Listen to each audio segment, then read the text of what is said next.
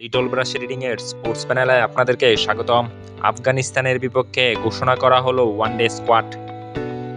এদিকে এক ম্যাচ হাতে রেখে টি-20 সিরিজ জয় নিশ্চিত করেছে বাংলাদেশ। অপরদিকে ওয়ানডে স্কোয়াডে রয়েছে বড় পরিবর্তন। সর্বশেষ বাংলাদেশের ওয়ানডে সিরিজ শ্রীলঙ্কার কাছে 2-1 ব্যবধানে হেরেছে। এবার প্রত্যাবর্তনের সময়। আফগানিস্তানের বিপক্ষে 3 ম্যাচের ওয়ানডে সিরিজে বাংলাদেশ দুর্দান্ত খেলবে, এটা বাংলাদেশের ক্রিকেট ভক্তদের। ইনজুরির কারণে বাদ পড়েছেন লিটন দাস। পারভেজ হোসেনের উপর ভরসা করতে পারেনি বিসিবির নির্বাচকরা। এবার ওয়ানডে দলে মোহাম্মদ সাইফ হাসান। এশিয়া কাপে দুর্দান্ত ফর্মের কারণে নির্বাচকদের নজরে তিনি।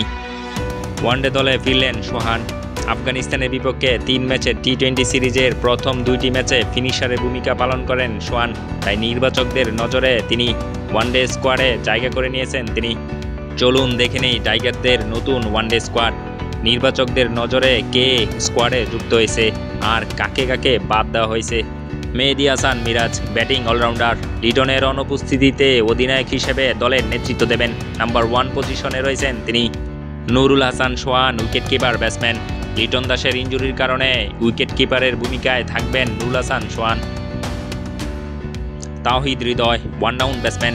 ওয়ানডে ক্রিকেটে গত শ্রীলঙ্কা সিরিজে ভালো পারফরমেন্স দেখিয়েছেন তিনি, তাই ওয়ানডে দলে নির্বাচকদের নজরে তাওহিদ হৃদয়। জাকের আলী অনেক মিডল অর্ডার ব্যাটসম্যান। ওয়ানডে ক্রিকেটে ফিনিশারের ভূমিকা পালন করে থাকেন তিনি, তাই নির্বাচকদের নজরে। Saif Hasan opening batsman. Asia কাপে দুর্দান্ত ফর্মে তিনি ওয়ানডে স্কোয়াডে জায়গা করে নিয়েছেন। শামীম পাটোয়ারি সাম্প্রতিক সময়ে বাংলাদেশে ওয়ানডে ক্রিকেটে অলরাউন্ডারের ভূমিকা পালন করেছেন তিনি। পার্ট টাইম বলও করে থাকেন তিনি, তাই স্কোয়াডে রেখেছেন তাকে। Tanzid Hasan Tamim opening batsman.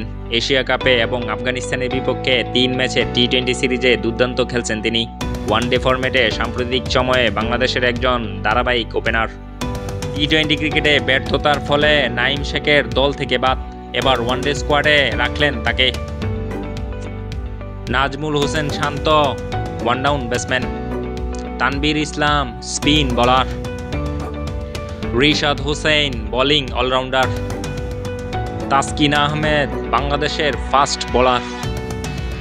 Tanzim Hasan Sakib fast bowler. Mustafizur Rahman fast bowler, বাংলাদেশের সেরা বোলার। Nahid Rana fast bowler. Hasan Mahmud fast bowler.